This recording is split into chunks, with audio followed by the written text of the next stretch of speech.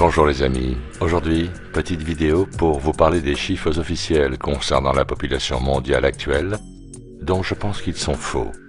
Que voulez-vous? Quand on commence à déconstruire la fabrique diabolique de notre monde, on en arrive forcément à la population et à son volume.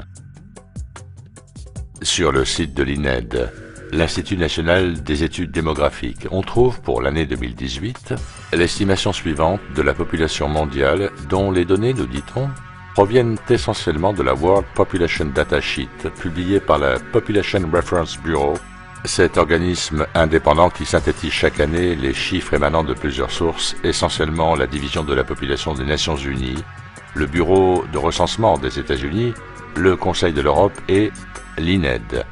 Tout ce beau monde institutionnel s'efforce de rassembler l'ensemble des données démographiques publiées par les offices nationaux de statistiques et les organisations internationales. Super digne de confiance, bien sûr.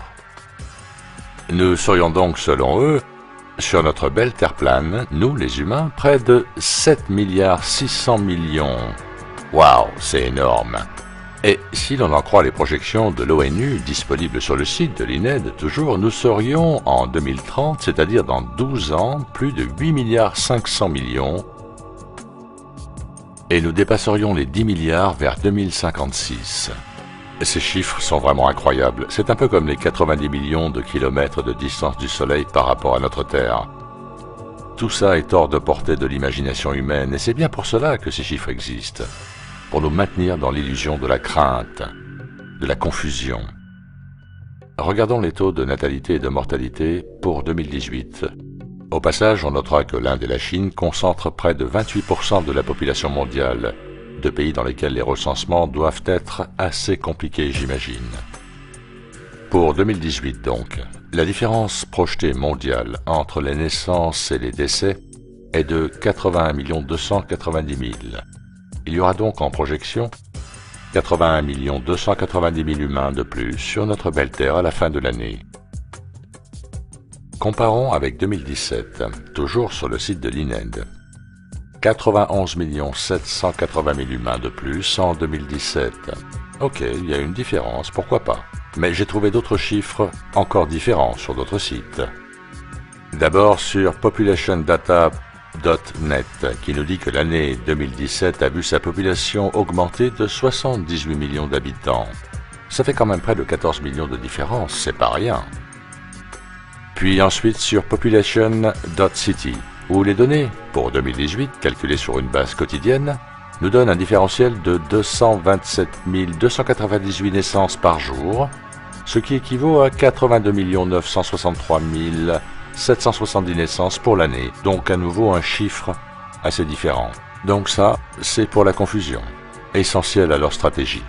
Continuons et revenons sur le site de l'INED, où on trouve aussi ce document PDF signé Gilles Pison, chercheur à l'INED justement, qui nous dit en préambule, comme un rappel incessant de ce sentiment induit nommé crainte, que l'humanité s'accroît rapidement, suscitant la crainte de la surpopulation.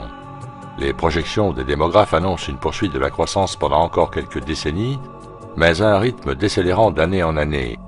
Comme il nous l'explique, l'humanité n'échappera pas à un surcroît de 1 à 4 milliards d'habitants d'ici un siècle, mais elle ne devrait alors plus guère augmenter. Plus bas, il est indiqué que d'après l'ONU, la Terre ne comptait qu'1 milliard d'habitants en 1800 et qu'elle a donc été multipliée par 7 au cours des derniers siècles. Elle devrait continuer à croître et pourrait atteindre autour de 10 milliards à la fin du XXIe siècle. Bon, résumons ce document qui date de 2011, je le précise. La population mondiale franchit le seuil de 7 milliards cette année devrait atteindre 8 milliards vers 2025. La croissance démographique décélère, pourtant. Ayant atteint un maximum de plus de 2% par an il y a 50 ans, elle a diminué de moitié depuis 1,1% en 2011. Et devrait continuer de baisser jusqu'à la quasi-stabilisation de la population mondiale dans un siècle autour de 10 milliards d'habitants. Dans un siècle, cela veut donc dire en 2111, or d'après la simulation de l'ONU, on aura dépassé les 10 milliards en 2056. Ah bon? Continuons. L'un des grands changements à venir est le formidable accroissement de la population de l'Afrique qui, Afrique du Nord comprise, pourrait, malgré le sida, quadruplé d'ici un siècle, passant de 800 millions d'habitants en 2000 à 3,6 milliards en 2100. 3,6 milliards en 2100. Toujours d'après l'ONU, en 2100, l'Afrique devrait avoir près de 4 milliards 400 millions d'habitants. Autre chose, dans ce résumé, on parle de sida.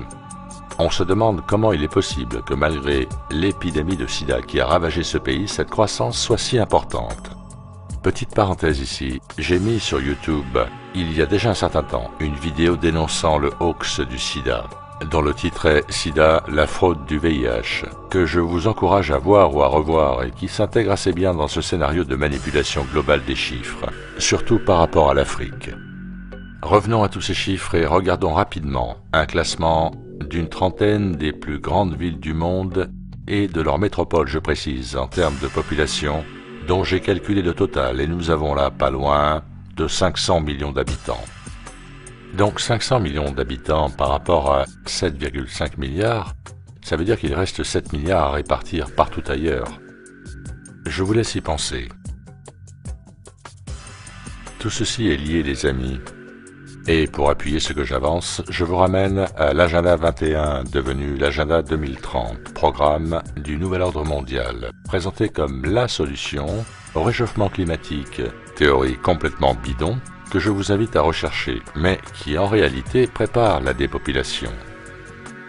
Cet agenda n'est pas nouveau, il est dans la tête de certains depuis déjà un certain temps, comme celle d'Henry Kissinger, talmudiste de la première heure qui déclarait dans sa jeunesse « Concernant les pays du tiers-monde, la dépopulation doit être la première des priorités de la politique étrangère US pour la bonne santé de son économie, car celle-ci dépendra de manière croissante des minéraux que ceux-ci possèdent. » Ou encore, un peu plus tard, « Contrôlez le pétrole et vous contrôlez les nations, contrôlez l'approvisionnement en nourriture et vous contrôlez les peuples. » En d'autres termes, le plan du Nouvel Ordre Mondial. Et concernant la dépopulation, les méthodes sont nombreuses. La géo-ingénierie, comme le projet HARP, la 5G, ou les chemtrails, ou encore les vaccins, ou les produits soi-disant phytosanitaires de l'agriculture. Et j'en passe. Bref, une panoplie servant un seul objectif, celui de réduire la population à 500 millions, comme les Georgia Guidestones nous l'indiquent. Alors pourquoi nous mentir sur cette surpopulation?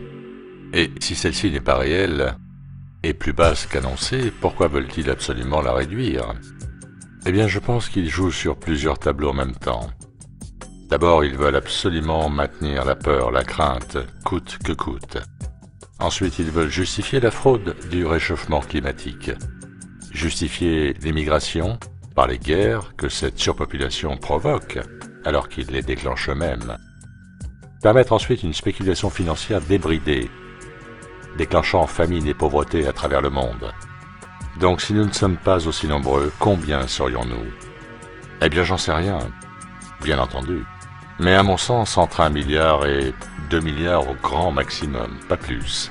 En tout cas, bien loin des chiffres officiels, qui, une fois de plus, comme tous ceux que la NASA nous balance sur le soi-disant espace, ne sont qu'une illusion de l'esprit dans lequel se perd la raison humaine.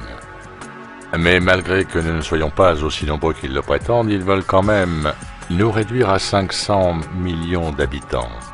Les robots remplaçant toutes les fonctions que ceux qui auront disparu ne pourront plus occuper. Voilà, mes amis, encore un sujet qui offre matière à réflexion. Tous les liens sont en partie description. Merci de votre attention, portez-vous bien et à très bientôt sur ITV.